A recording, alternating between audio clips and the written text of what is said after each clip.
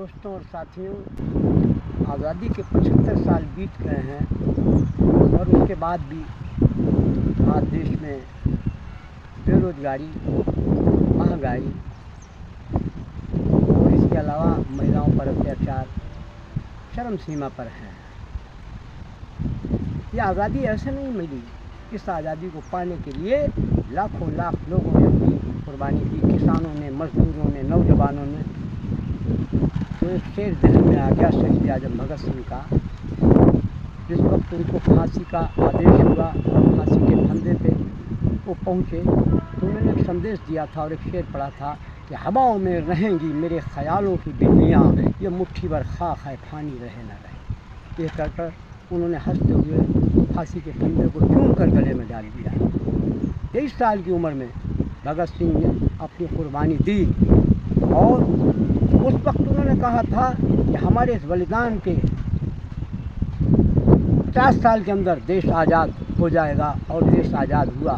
वो बर्बर, वो लुटेरी कौम अंग्रेज़ों की, जिसका परचम सारी दुनिया में लहराता था, उस वक्त का एक कहावत थी कि लोगों ने भूख के कारण जो है पेड़ों की छालें खाईं। संयुक्त बंगाल के अंदर उस समय अकाल पड़ा था और उस अकाल में कृत्रिम अभाव पैदा किया था उस अंग्रेज़ सरकार ने। 40 लाख लोग मर गए थे बेमौत भूखमरी से। तो इन हालातों से देश की जनता को गुजरना पड़ा।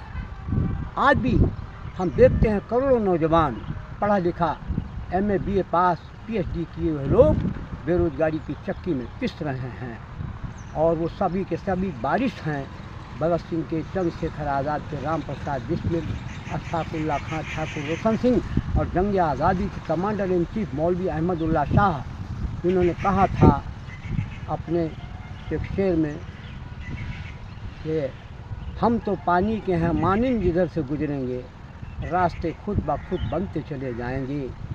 और ये ना समझो कि जा रहे हैं हम, आप जब भी हमें बुलाएंगे हम तो आंधी की तरह, हम तो तूफ़ान की तरह भागे चले आएंगे, दौड़े चले आएंगे। मौलवी अहमदुल्ला शाह के नाम से अंग्रेज़ थर थर काँपते थे और उन्होंने जंग आज़ादी में अपनी कुर्बानी दे दी, अपना बलिदान दे दिया। तो मित्रों और साथियों, ये देश को आज़ादी जो मिली है आसानी से नहीं मिली। इसके लिए बहुत बड़ा बलिदान, बहुत बड़ा त्याग और बहुत बड़ी कुर्बानी देश के जनता को देनी पड़ी। उसमें किसान, मजदूर, नौजवान, हमारी माताएं, बहनें, सभी का योगदान रहा है। तब जाके कहीं हम राजनीतिक आज़ादी प्राप्त कर सकें।